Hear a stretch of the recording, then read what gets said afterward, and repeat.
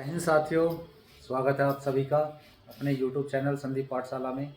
तो दोस्तों, जैसा कि आज मैंने बोर्ड पे लिखा है SSC GD BS UP police में आपको कौन सी जॉब करनी चाहिए, कौन सी अच्छी है, क्योंकि सब ज़्यादातर बच्चों के नंबर आ गए हैं जीडी में भी और यूपी पुलिस में भी। तो मैं अपना सजेशन दूंगा बच्चों के लिए कि कौन सी अच्छी है, कौन सी में जाना चाहिए, कौन सी में नहीं, मेरे हिसाब से। बाकी आपकी मर्ज़ी है जो सा आप करना चाहें। तो दोस्तों, मैं आज बताता हूँ जैसे एसएससी जीडी में देखो कौन कौन सी फोर्सेस होती हैं।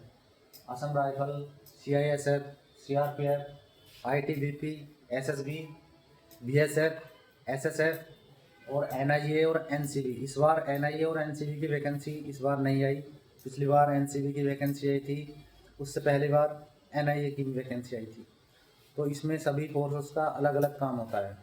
जैसे कि तुम्हारी असम राइफल है, ये असम राइफल असम में पूर्वोत्तर राज्य वालों बच्चों के लिए बहुत ही अच्छी वैकेंसी है, बहुत अच्छी।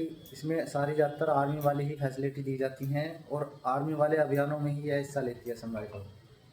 तो ये भी आप चूज़ कर सकते हैं। बहुत देश की सेवा करने का बहुत अच्छा लगता है इस फोर्स में जाने के बाद। फिर सीआईएसएफ है, आपके जितने भी औद्योगिक एरिए हैं या सरकारी जितनी भी कंपनियां हैं, जैसे एयरपोर्ट हुआ, मेट्रो हुआ, इन सभी में सीआईएसएफ सेवा रहती है। इसमें भी आपको देश की सेवा करने का मौका मिलता है। और तीसरी है CRPF, central reserve police force. ये सेंटर की पुलिस होती है। इसको कहीं भी, जैसे स्टेट में स्टेट पुलिस काम करती है, जी ये सेंटर की पुलिस होती है। ये भी वही पुलिस वाला काम करती है।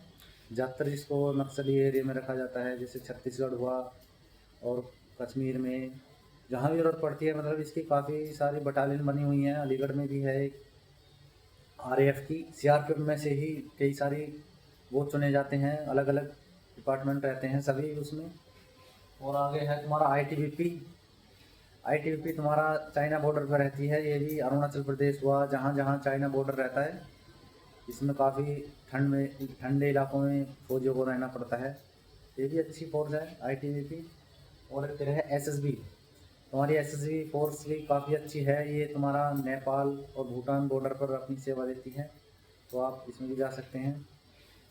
और बीएसएफ है बॉर्डर सिक्योरिटी फोर्स। बीएसएफ को खासकर बांग्लादेश, मतलब भारत पाकिस्तान बॉर्डर पे लगाई जाती है। और ये भी एक काफ़ी अच्छी फोर्सेस मानी जाती है देश की सेवा करने के लिए। और एसएसएफ, सबसे ज़्यादा बच्चे चुनते हैं एसएसएफ। जैसा कि मैं बता दूं, एसएसएफ बहुत ही अच्छी फोर्स है। मेरा 2019 में हुआ था, लेकिन हमारे एक मामा जी थे, उन्होंने हमें जाने नहीं दिया। वो आईटीबीपी में थे, तमिलनाडु चेन्नई एयरपोर्ट पे थे। तो उन्होंने कहा कि भाई फौजी को कभी भी कहीं भी लगाया जा सकता है, उन्होंने ऐसा कुछ कहा। तब मैं इतना जानता नहीं था इसके बारे में, तो फिर मैं यूपी पुलिस में आ गया। लेकिन एसएसएफ को अब जाके पता चल रहा है कि लाइफ टाइम दिल्ली पोस्टिंग रहती है, गृह मंत्रालय के तहत आती हैं ये सारी फोर्सेज। और इसमें सैटरडे संडे ऑफ रहता है और 8 घंटे ड्यूटी रहती है। बहुत ही अच्छी फोर्सेस है। इसकी कट ऑफ भी हाई जाती है बहुत। मेरा इस बार भी नहीं हुआ एसएसएफ के लिए, मैंने दिया था, फिर मैं फिजिकल देने ही नहीं गया। मैं बोला क्यों एक वैकेंसी ख़राब करूं, तो फिर मैंने फिजिकल ही नहीं दिया। आगे है तुम्हारा NIA. NIA national investigation agency वाली ये फोर्स है जो छापे मारती है एक तरीके से। ये बहुत ही अच्छी है। आपको सिविल में भी काम करने को मिलता है एनआईए में, और वर्दी भी रहती है। एक तरीके से बहुत ही पावरफुल जॉब है एनआईए। और एनसीबी, एनसीबी जो तुम्हारे ये नारकोटिक्स वाला सिस्टम रहता है ना, जैसे ड्रग्स व्रग्स पकड़ी जाती है, ये उसमें काम करती है एनसीबी। एनसीबी बहुत अच्छी अच्छी फोर्स मानी जाती है। इस बार एसएससी जीडी में वैकेंसी नहीं आई है, पिछली बार आई थी और उसकी कट ऑफ भी हाई गई थी। जबकि वो ऑल इंडिया वैकेंसी थी, फिर भी एसएसएफ से कट ऑफ हाई गई थी। जबकि जानी चाहिए थी एसएसएफ जो लाइफ टाइम दिल्ली दे रहा है, लेकिन एनसीबी हाई गई थी। और दूसरी तरफ है यूपी पुलिस। यूपी पुलिस आपकी अपनी स्टेट पुलिस है, और इसमें आपकी इतनी ब्रांचेज हैं, मतलब कि आप कहीं भी सेवा दे सकते हैं अपना। हमारे रूम में 4-5 भाई हैं, सबके सब अलग सेवा देते हैं। मैं ऑफिस में रहता हूँ, एक भाई ट्रैफिक में है, एक भाई 112 में है, एक भाई न्यायालय सुरक्षा में है। मतलब इतनी ब्रांचेज हैं, आपका एक उसमें मन नहीं लग रहा तो दूसरे दूसरे ब्रांचेज में आप अपनी सेवा दे सकते हैं। एक भाई लाइन में भी हैं, लाइन की ड्यूटी अलग रहती हैं, 112 की अलग।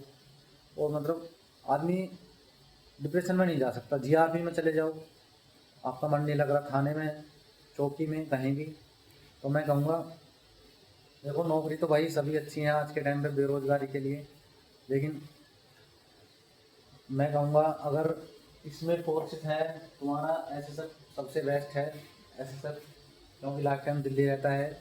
एनआईए भी एक तरीके से बहुत अच्छी फोर्स मानी जाती है, और सीआईएसएफ भी बहुत अच्छी फोर्स है। ये सभी अच्छी फोर्सेस में मानी जाती हैं।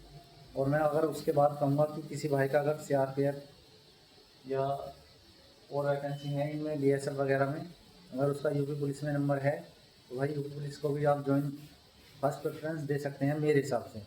क्योंकि भाई अभी एक टाइम पे जब तक यंग रहता है बंदा उसको कोई दिक्कत नहीं रहती, लेकिन जैसे जैसे घर की जिम्मेदारियां बढ़ती जाती हैं, शादी ब्याह, तो उसके लिए टेंशन, एक तरीके से टेंशन नहीं कह सकते, वो तो अपने अपने लाइफ जीने का अंदाज़ है, लेकिन कुछ समस्याएं आती हैं फैमिली को लेकर, ये मेरा मानना है। तो दोस्त यूपी पुलिस में आपके लिए बहुत ही अच्छा चांस है। जो अगर इनमें अच्छी पोस्ट मिल रही है तो भाई इनमें जाएँ, क्योंकि उसमें अच्छा खासा तुम्हारा पैसा मिलता है। बेसिक पे दोनों का सेम है, ग्रेड पे सब चीज़ सेम है, लेकिन उसमें तुम्हारा राशन मनी मिलती है सेंट्रल गवर्नमेंट में। स्टेट गवर्नमेंट में राशन मनी तो है लेकिन बहुत कम है। और तुम्हारा एचआरए हुआ, और तुम्हारा सेंट्रल गवर्नमेंट वाली जो फोर्सेस हैं ये इनमें रिस्क अलाउंस मिलता है। जैसे अभी आपकी जम्मू कश्मीर में या रिस्क वाले एरिया में पोस्टिंग हो जाती है तो आपको बताते हैं मतलब 17-18 हज़ार रुपये रिस्क अलाउंस बढ़ जाता है। तो आपकी स्टार्टिंग ही वहाँ 50+ शुरू हो जाती है। अभी हम यहाँ यूथ पुलिस में 5 साल 6 साल हो चुके हैं, लेकिन अभी भी हम 40 हज़ार नहीं पकड़ पाए हैं। ये सिस्टम रहता है यूथ पुलिस। लेकिन ये ऐसा है आप अपने जब चाहे घर जा सकते हैं, मतलब छुट्टी लेकर समय से अपने काम कर लेते हैं। अगर कोई भी इमरजेंसी होती है आप 3 से 4 घंटे में मिनिमम अपने घर पहुंच जाते हैं। लेकिन फोर्सेज में ऐसा नहीं होता है, आदमी वहाँ तड़पता रहता है।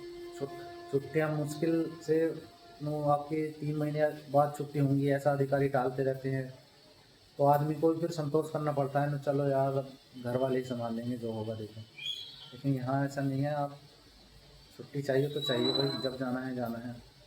तो दोस्तों आज मैं और वीडियो बनाने वाला हूँ आपके लिए, और अब मैं बहुत ही जल्द रीजनिंग की और हिंदी की क्लास लूँगा बेसिक से, मतलब एक तरीके से आपको किस तरीके से पढ़ना चाहिए, कैसे कैसे किस टाइप के क्वेश्चन आते हैं, टाइप वाइज क्वेश्चन मैं आपको पढ़ाऊँगा, ना कि एक दोहरे से टोटल जैसे सब पढ़ा देते हैं, केवल टाइप वाइज।